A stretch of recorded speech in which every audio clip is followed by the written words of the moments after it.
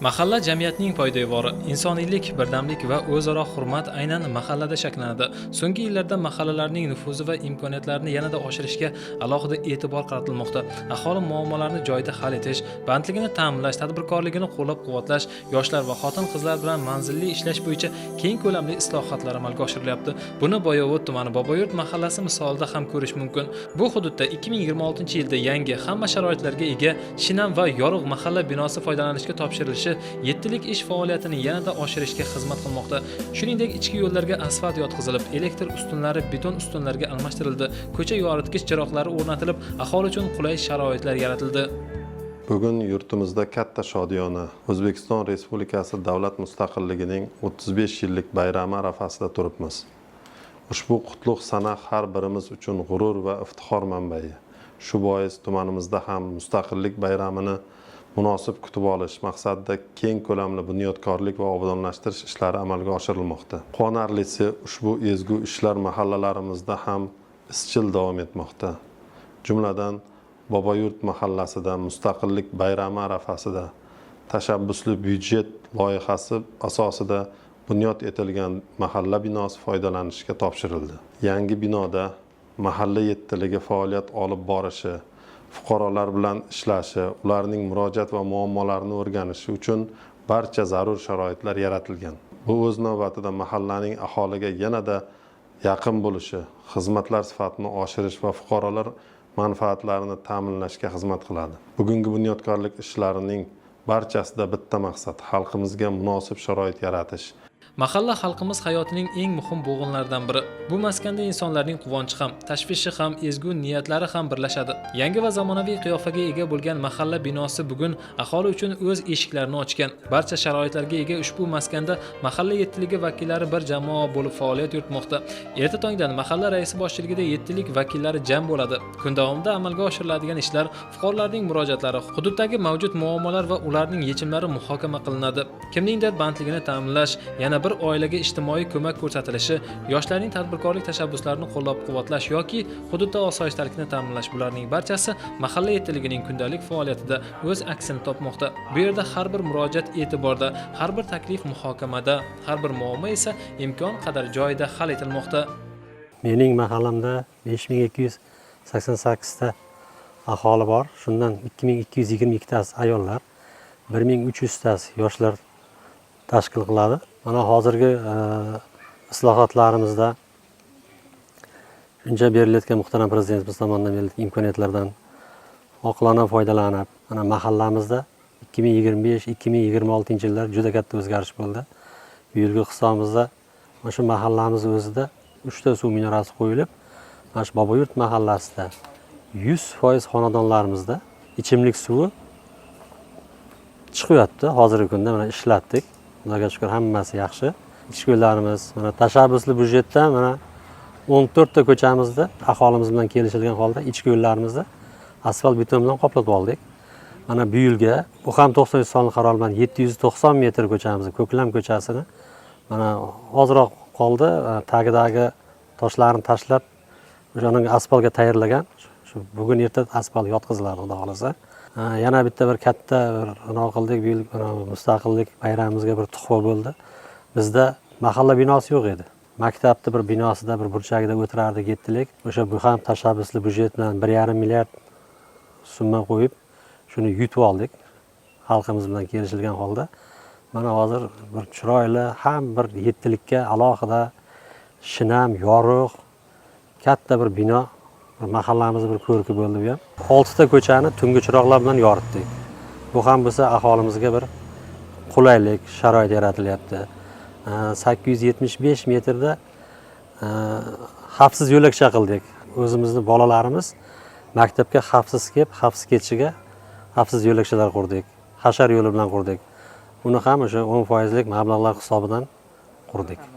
Amalga oshirdik. Mahalla yettiligimiz bilan birga ham nuroniylarimiz bilan mana shu mahallamizda bir yoqadan bosh chiqarib bir ish tashkil qilganmiz. Mahallamiz yashil toifada turibmiz. Jinoyat bo'lgan yo'q. Allohga shukr, bo'lmasin ham. Shu jinoyat bo'lmasliklarini oldini olib, shu mana profilaktika inspektori o'sha nuroniylarimiz bilan birgalikda, hamjihatlikda maslahatlashib, ishlar olib borilyapti. Notinch oilalarda shunda uyiga borgan holda o'sha joyda o'zida hal qilib, o'sha ikkita tomonni yarashtirishga erishyapmiz. Mana shu qilinayotgan ishlarni hammasini zamirida yurtimiz deb, vatanimiz deb, xalqimizni yaxshi yashashi, farovon yashashligi uchun shunday shart-sharoitlar tinch zamonda yashayotganimizdan shukr qilamiz. Bundan keyingi rejalarimiz katta. Mana shunday ishlarni olib davom ettiramiz izchil. Jamoatchilik bilan kelishilgan holda mana shu qolgan ko'chalarimizni o'sha tashabbusli byudjet orqali yoki dasturlar orqali qolgan ko'chalarimizni ham to'liq asfaltlashtirib olamiz. Hozir 6 ta ko'chamizda yog'och stolbalarni beton stolbaga almashtirib olsak, Xudo xolasa mahallamizga ancha yana bir ko'rkiga ko'r qo'shilgan bo'lardi.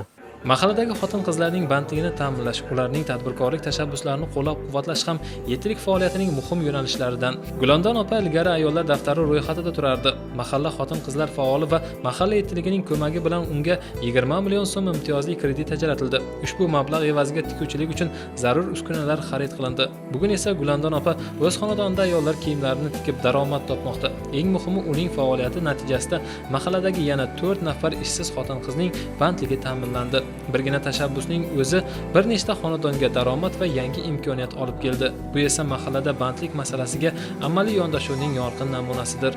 Boboyurt mahallamizda 2334 ta ayollar bo'lib, bundan bu 2026-yil ayollar daftari 7-bosqich toifasiga mahallada 176 nafar ayollar ro'yxatga olindi.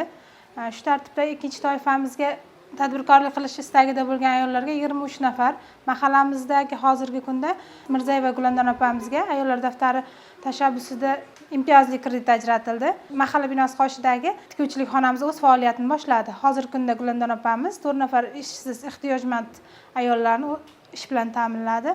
Faoliyatini mahallamizdagi ayollarga ko'ylaklar, kiyim-kechaklar tikish bilan boshladi.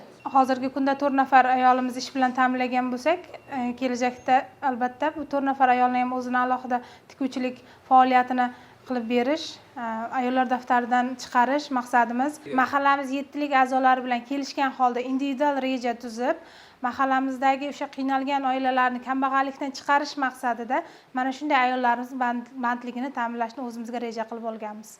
Tinchlik bo'lgan joyda baraka bo'ladi. Osoyishtalik hukm surgan xonadonda esa bunyodkorlik va farovonlik uchun imkoniyat yanada kengayadi.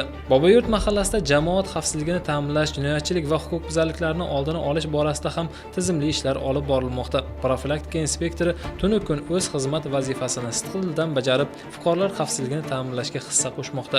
Ayniqsa tarbiyasi og'ir yoshlar bilan individual ishlab, ularning muammolarini o'rganish, jinoyatchilikka yetaklovchi omillarning oldini olishga alohida e'tibor qaratilmoqda.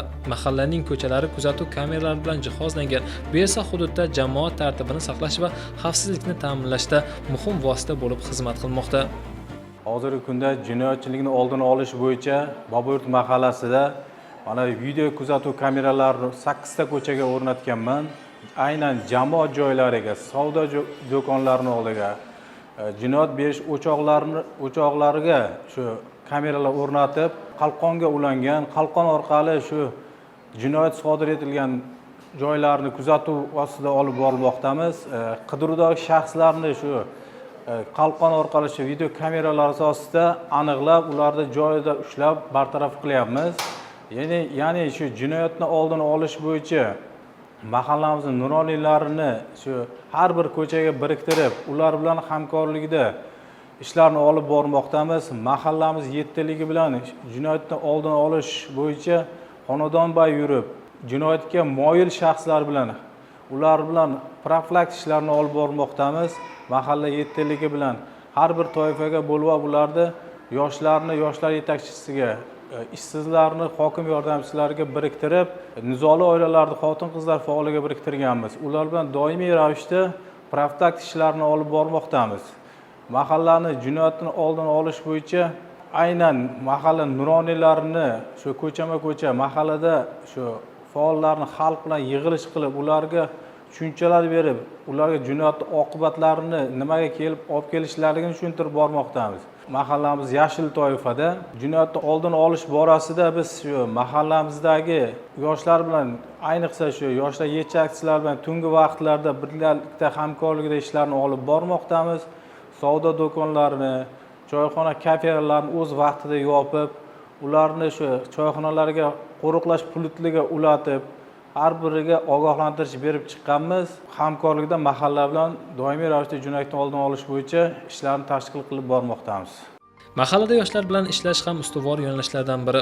Har bir yoshning qiziqishi, iste'dodi va tashabbusini qo'llab-quvvatlash, uni kasb-hunarga yo'naltirish, tadbirkorlikka jalb etish borasida amaliy ishlar olib borilmoqda. Diyorbek ham o'z tadbirkorligini yo'lga qo'yish maqsadida mahalla hokim yordamchisiga murojaat qildi. Natijada unga 20 million so'm imtiyozli kredit mablag'i ajratildi. Bugun Diyorbek novvoychilik bilan shug'ullanib, mahalla aholisini issiq va sifatli non mahsulotlari bilan ta'minlamoqda.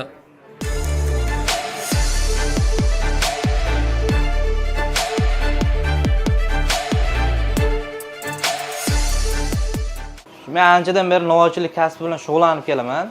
O'zimni biznesimni ocha olmay yurgan edim. Hozirga kelib, Boboyurt mahallasida mahalla raisi, hokim yordamchisi ko'magi bilan o'z biznesimni tashkil qildim. Shundan Boboyurt mahallasiga xizmat ko'rsatayotganimdan juda ham mamnunman. Prezidentimizga rahmat, men kabi yoshlarni qo'llab-quvvatlab, tadbirkorlikka imkoniyat yaratganlari uchun minnatdorlik bildiraman. Kelgusida men shu novvoyxonani yanada kengaytirib, shu mahallada istiqomat qiladigan yoshlarni ham ish bilan ta'minlash niyatim bor. Mahallada yoshlar daftari jamg'armasi tomonidan 4 nafar yoshni to'lov kontrakti to'lab berildi. 2 nafar yoshga harbiy xizmatni bepul o'tashga tavsiyanoma berildi. 2 nafar yoshga kerakli uskunalar berildi. Bu kabi imkoniyatlar yoshlarning nafaqat bandligini ta'minlamoqda, balki ularni mustaqil daromad manbaiga ega bo'lishga ham xizmat qiladi. Mahallada tadbirkorlik qilish istagida bo'lgan fuqarolar uchun ham imkoniyatlar keng. Mahalla yoshlar yetakchisi ko'magida G'ayrat Mirkomilovga yakka tartibdagi tadbirkorlik faoliyatini yo'lga qo'yish uchun 200 million so'm imtiyozli kredit ajratildi. Bugun ushbu mablag' hisobidan mahalla markazida umumiy ovqatlanish shoxobchasi tashkil etilgan. Bu yerda tez tayyorlanadigan taomlar, salqin ichimliklar tayyorlanib, aholiga xizmat ko'rsatilmoqda. Mahsulotlarni qo'shni mahallalarga yetkazib berish ham yo'lga qo'yilgan. Tadbirkor o'z oilasining yana 4 nafar a'zosini ham ish bilan ta'minlashga erishgan. Boboyurt mahallamizda tadbirkorlik bilan shug'ullanish istagida bo'lgan yoshlarimiz juda ko'p. Qiziqishi bo'lgan yoshlarimizni birgalikda qiziqishlardan kelib chiqib, ularni hokim yordamchisi bilan hamkorlikda yoshlarimizni tadbirkorlikka jalb qilib, hamkorlikda ishlab kelmoqdamiz. Hozirgi kunda Boboyurt mahallamizda tadbirkorlik bilan shug'ullanayotgan yoshimiz o'zini o'zi band qilib, oilaviy tadbirkorlik bilan shug'ullanib, xizmat ko'rsatish shoxobchasini yo'lga qo'ydi. Jamiki bizning mahallamiz qolgan qo'shni mahallalarga ham xizmat ko'rsatyapti. Bu kabi ishlarni keng ko'lamli yana rivojlantirish maqsadida tadbirkorlarimizni ko'paytiramiz. Men migratsiyada ishlardim. Keldim, o'zimda biznes g'oya tug'ildi. Mahalla yettiligiga uchrashdim. Mahalla yettiligi menga biznes g'oyamni ko'rib chiqib, imtiyozli kredit asosida menga kredit chiqarishga yordam berdilar. Hozirgi kunda ishda jarayonni yo'lga qo'ydik. Ishimiz yaxshi. Oila a'zomni ham ish bilan ta'mirladim. Hozirgi kunda 3 nafar oila a'zomiz ish bilan band. Mahsulotlarimiz somsa, lavash, fast food hamma narsalarimiz bor. Joylarimiz yaxshi. Shahardan kamchiligi yo'q. Salqin ichimliklarimiz bor. Ishimiz yaxshi. Daromadga ega bo'ldik. Hozirgi kunda yaxshi. Mahalla faollari ham yordam berishdi. Boboyurt mahallasining asosiy drayverlari chorvachilik va dehqonchilik. Mahalla yettiligining o'rganishlari davomida aholining imkoniyatlari aniqlanib, daromadli mehnatga yo'naltirilmoqda. Bu esa tadbirkor yoshlarimizning sonini oshishiga yordam beryapti. Ana shunday yoshlardan biri Ozodbek ham chorvachilik bilan shug'ullanish istagida mahalla hokim yordamchisiga murojaat qildi. Zarur mablag' ajratilgach, u o'z tomorqasida chorvachilik faoliyatini yo'lga qo'ydi. Bugungi kunda xo'jalikda 50 bosh qoramol boqilmoqda. Go'sht, sut va sut mahsulotlari tuman va shahar markazlariga yetkazib berilyapti. Mahallada mavjud imkoniyatlardan unumli foydalanish orqali aholi uchun barqaror daromad manbalari yaratilmoqda. Bizda Boboyurt mahallasi asosan chorvachilik va dehqonchilikka ixtisoslashgan. Bizning drayverimiz shulardan iborat. Biz mahalla yettiligi mahalladagi ishsizlarni birga aniqlab, tadbirkorlik qilish istagida bo'lgan yoshlarni imtiyozli kredit ajratilib, hammasini tadbirkorlik faoliyatiga jalb qilmoqdamiz. Misol uchun mana Xudoy qilib Ozodbek xonadondanmiz. Shu yoshimiz tadbirkorlik chorvachilik yo'nalishida qilish istagi bildirdi. Biz shunga asosan imtiyozli kredit ajratib, mana chorva mollarini olib kelib, mana hozirgi kunda daromad qilmoqda. Bu asosan mahallani boshqa qo'shni mahallalarda, tuman bozorlarga sut mahsulotlari bilan, go'sht mahsulotlari bilan ta'minlanmoqda. O'zidan mana shu chiqqan sut mahsulotini qatiq qilib, qatiqdan qurt ishlab chiqarib, shuni faoliyatni yo'lga qo'yib, o'zimizni ichki mana magazinlarga, bozorlarga olib mana shuni ta'minlamoqchi. Shunaqangi istagi bor. Shuni kelgusidagi reja qilib olganmiz bu yigit bilan. Hozirgi kunda bu yigitda 50 ga yaqin sigir hamda buqalar mavjud xonadonida. Hozirgi kunda 50 ga yaqin qoramollarni bular parvarishlab, aholimizni sut va sut mahsulotlari, go'sht mahsulotlari bilan muntazam ravishda ta'minlab kelmoqda. Bu kabi yoshlarimizni mahalla yettiligimiz bilan muntazam ravishda talabgor bo'lsa, qo'llab-quvvatlab, tadbirkorlik qilish istagida bo'lgan yoshlarni qo'llab-quvvatlab kelmoqdamiz. Inson qadri va salomatligi mahalla hayotining eng muhim mezonlaridan. Boboyurt mahallasida oilaviy shifoxona ham aholiga tunu kun xizmat ko'rsatyapti. Mazkur tibbiyot maskani 5288 nafar aholining salomatligini muhofaza qilishga xizmat qiladi. Bu yerga shifo izlab kelgan har bir fuqaro malakali tibbiy xizmatdan foydalanib ketadi. Shifokor va hamshiralar tomonidan bemorlarga zarur maslahat va ko'maklar ko'rsatilmoqda.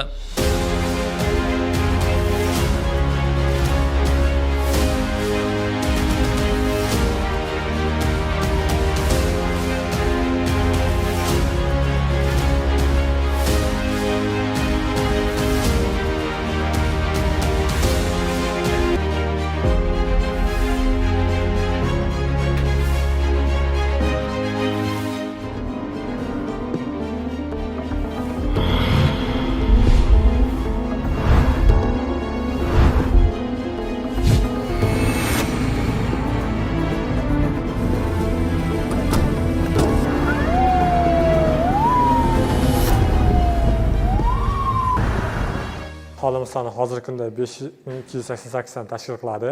1000 dan ortiq oilamiz bor. Bulardan 84 tasi 1 yoshgacha bo'lgan bolalarimiz aholimiz tarkibi. Poliklinikamizda hamma mutaxassislar yetarli. Endi tor soha mutaxassislaridan tashqari amaliyotchilarimiz, kompyuter aytishliklarimiz hammasi yetarli darajada va laboratoriya tahlillarimiz ham o'zimizda amalga oshiriladi. Test tibbiy yordamimiz ham 24 soat davomida o'z xizmatlarini o'tkazib, yaxshi sifatli xizmat ko'rsatib bormoqda bizning hududda. 4 ta patronajimiz bor, 2 ta amaliyotchi, bitta aytishligimiz, bitta stajchi hamshiramiz xizmat ko'rsatmoqda. Laboratoriya xodimimiz va muolaja hamshiramizdan tashkil topgan. O'sha mahallamizda biz joylashgan oilaviy shifokorlik punktimiz hozirgi kunda aholimizga tez va sifatli yordam ko'rsatib kelmoqda. Mahallada ta'lim-tarbiyaga ham alohida e'tibor qaratilgan. 12-sonli davlat maktabgacha ta'lim tashkilotida 16 nafar fidoyi pedagog, 180 nafar tarbiyalanuvchiga ta'lim-tarbiya bermoqda. Bu maskanda bolalarning bilim olishi, ijodiy qobiliyatlarini namoyon etishi va kelajakdagi orzulari sari ilk qadamlarni qo'yish uchun zarur sharoitlar yaratilgan. Bizning mahallamizda hozirgi kunda 3-7 yoshli bolalar soni 312 dan tashkil qiladi. Shundan biz davlat maktabgacha ta'lim tashkilotiga 167 nafar bolalarni, tarbiyalanuvchilarni qabul qilib olganmiz. Bundan tashqari mahallamizda 2 ta nodavlat maktabgacha ta'lim tashkiloti bor. Qolgan bolalarni shu bog'chaga qamrab olganmiz. Hozirgi kunda mahallamizning 100% tarbiyalanuvchilari davlat hamda nodavlat maktabgacha ta'lim tashkilotiga qamrab olingan. Bizning davlat maktabgacha ta'lim tashkilotida 33 nafar xodim ish bilan ta'minlangan. Bog'chamizda sharoitlar zamonaviy tipda. Bizning bog'chamizda ingliz tili hamda rus tili to'garaklari, bundan tashqari pullik ta'limlar ham joriy qilingan. Bog'chamizda ta'lim-tarbiya jarayoni juda ham samarali yo'lga qo'yilgan. Hozirgi davrda maktabgacha tayyorlov guruhimiz 2 ta bo'lib, maktabgacha tayyorlov guruhimizning bolalari sanashni ham, qo'shish, ayirish harflargacha ham tanishadi. Ularni maktabga tayyor holda chiqarib beramiz. Bu ham bolalarimizni kelajakda barkamol shaxs bo'lib rivojlanishida o'zining katta hissasini qo'shadi. Yurtimizda yoshlarning ta'lim olishi va o'z bilimini namoyon etishi uchun yaratilayotgan imkoniyatlar Boboyurt mahallasidagi 10-sonli umumta'lim maktabida ham o'z ifodasini topmoqda. Bu yil maktabni 43 nafar bitiruvchi katta hayot sari qadam qo'ydi. Ularning 2 nafari muddatidan oldin talaba bo'lish baxtiga muyassar bo'ldi. Bu yutuqlar ta'limga berilayotgan e'tibor va imkoniyatlarning natijasidir. Bugungi kunda Boboyurt tumani 10-umumiy ta'lim maktabida 47 nafar o'qituvchi, 564 nafar o'quvchi ta'lim olmoqda. 2025-2026 o'quv yilini sarhisob qiladigan bo'lsak, 43 nafar o'quvchimiz maktabni tamomladi. Shundan 2 nafar o'quvchi 189 ballni muddatidan avval to'plab, oliy ta'lim test sinovlarida ishtirok etmadi.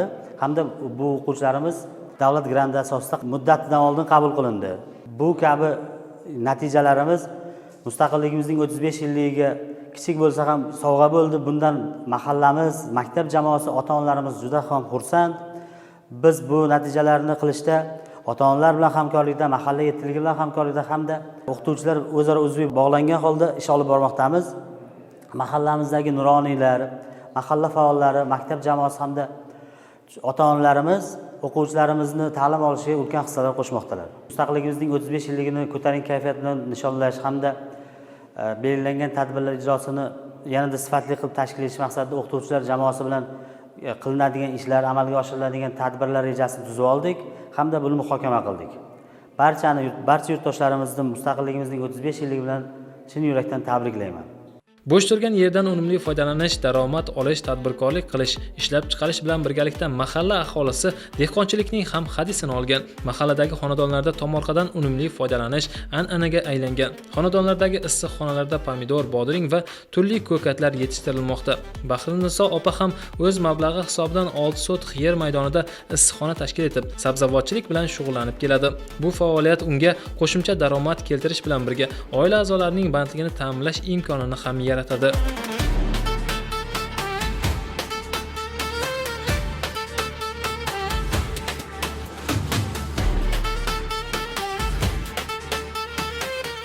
Bizni Boboyurt mahallasida aholi tomorqasi 168 gektar. Shundan 40% issiqxona bilan shug'ullanadi odamlar.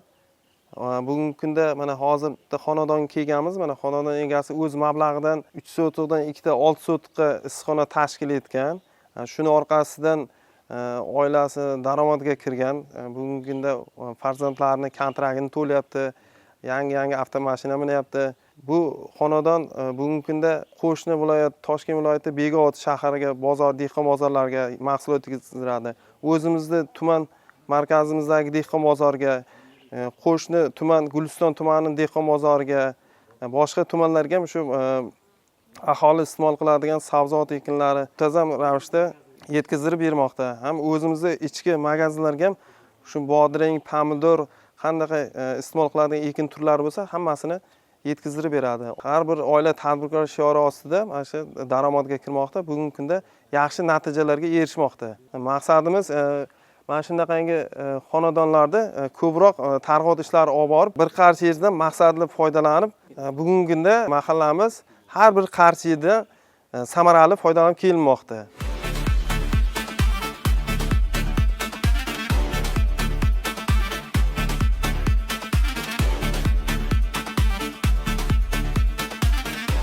Tomorqamizdan unumli foydalanish maqsadida issiqxonalar barpo etdik. Issiqxonalarda erta bahorga pomidorlar yetishtirdik. Hozirgi kunda mana bodringlarimiz ham tayyor bo'lib qoldi. Bozorlarga olib chiqib sotishni rejalashtiryapmiz.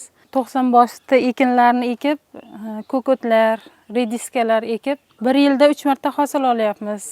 Orqasidan oilamizda kamchiliklari to'ldiryapmiz. Shu mehnatlarning ortidan mo'maygina daromad olyapmiz. Mashinalar olyapmiz, uylar quryapmiz. Qilayotgan mehnatimizdan xursandmiz. Farzandlarimiz ham ish bilan ta'minlanyapti buning orqasidan. Mahalla yettiligining faoliyati faqat bandlik yoki tadbirkorlik bilan cheklanmaydi. Aholining ijtimoiy himoyaga muhtoj qatlamlarini qo'llab-quvvatlash, ularning holidan xabar olish, muammolarni o'rganish va zarur ko'mak ko'rsatish ham doimiy e'tiborda. 2012-yilda avtohalokat oqibatida birinchi guruh nogironi bo'lib qolgan Eldor Abduqayimovning xonadoni ham mahalla e'tiboridan chetda qolmagan. Mahalla ijtimoiy xodimi tomonidan uning holidan muntazam xabar olinib, oziq-ovqat mahsulotlari va kiyim-kechak bilan ta'minlab kelinmoqda. Abduqayimov Eldor aka Yaqin yillarda bizga qilgan murojaat yuzasidan ijtimoiy himoya reyestriga kiritildi va unga moddiy yordam to'g'rilab berildi. Eldor akani xonadonida ta'mirtalab uylarining qismlari to'liq qoplab berildi, yangilanib berildi. Qolaversa, nogironligi bo'yicha bularga kerakli bo'lgan elektronik koleska bilan jihozlandi. Ular u haqda yordam berildi. Koleska bilan oziq-ovqat va kiyim-bosh mahsulotlari berildi. Muntazam ravishda holdan xabar olinib, bularga kerakli bo'lgan mahsulotlar, oziq-ovqat va kiyim-bosh mahsulotlari berilmoqda. Boshqa aholi qatlamlariga ham muntazam ravishda ijtimoiy himoya tomonidan yordamlar ko'rsatib borilmoqda. Bu davomli bo'lmoqda. Shuningdek, joriy yilda ushbu xonadon yashil ta'mir loyihasi asosida ta'mirlandi. Bog'cha yoshidagi farzandlari maktabgacha ta'lim tashkilotiga bepul joylashtirildi. Eldor Abduqoyimov uchun elektr aravacha ham olib berildi. Bu esa mahallada inson qadri, uning hayoti va farovonligi e'tiborda ekanining amaliy ifodasidir. Shu mashina urib o'rgan, shu sababli bo'yin umurtqam sinib, bo'yin umurtqamga shu bir pog'onasiga bir titan degan moslama qo'ydi. Xullas shu 2012-yildan buyog'iga shu birinchi guruh nogironi bo'lib qolganman. Allohga shukrki, mana shu yaxshi, hozir mana shu 3-4 yil ichida sog'lig'im ancha yaxshi. Avval juda og'ir holatda edim. Nogiron holatda bo'lsam ham, Xudoga shukr, mana shu 2 yil, 3 yil ichida sharoitim yaxshi, yashash holatim. Shu mana shu avvalambor hurmatli prezidentimizga rahmat. Biz kabi nogironlarga e'tibor yaxshi bo'ldi. Elektr koleskalar berildi, uyimda ta'mirlab berildi. Shu o'zimga kerakli qulay sharoitlar qilib berildi shu davlat tomonidan. Shu mahallamiz raisiga rahmat, ijtimoiy xodimga rahmat. Shu insonlar mendan xabar olib turibdi. Oziq-ovqat mahsulotlari berilib turadi. E'tibor yaxshi. Men nogiron bo'lsam ham e'tibor berilyapti. Prezidentimizga rahmat. Men xursandman, yaxshi hayotim, Xudoga shukr. Bugun Boboyurt mahallasining ko'chalari ham kundan kunga chiroy ochib bormoqda. Ko'chalar obod va sarishta, daraxtlar parvarishlanmoqda, gullar ekilib, hudud muntazam sug'orilmoqda. Yangi mahalla binosi, tibbiyot maskani, ta'lim muassasalari, tadbirkorlik shoxobchalari va obod xonadonlar, bularning barchasi hududning bugungi qiyofasini belgilab bermoqda. Boboyurt mahallasida bugun har bir yo'nalishda harakat bor. Kimdir tadbirkorlik qilib yangi ish o'rinlari yaratmoqda, kimdir tomorqasidan unumli foydalanib, oilasi daromadini oshiryapti. Yoshlar o'z biznesini yo'lga qo'ymoqda. Xotin-qizlarning bandligi ta'minlanishiga erishilyapti. Shifokorlar aholi salomatligi uchun xizmat qilayotgan bo'lsa, pedagoglar kelajak avlodga ta'lim-tarbiya bermoqda. Huquq-tartibot xodimlari esa mahallada tinchlik va osoyishtalikni ta'minlashga munosib hissa qo'shyapti. Eng muhimi, mahalla yetiligi bir maqsad atrofida birlashgan. Aholining muammosini tinglash, unga yechim topish va insonlarning munosib hayot kechirishi uchun sharoit yaratish bosh maqsad qilib olingan. Boboyurt bugun o'zgarayotgan, imkoniyatlari kengayib borayotgan, aholisi bunyodkorlik bilan yashayotgan mahallalardan biri. Zero mahalla obod bo'lsa, xonadon obod bo'lsa, yurt obod. Bu esa Boboyurt mahallasining bugungi va ertangi kuniga bo'lgan ishonchni yanada mustahkamlaydi.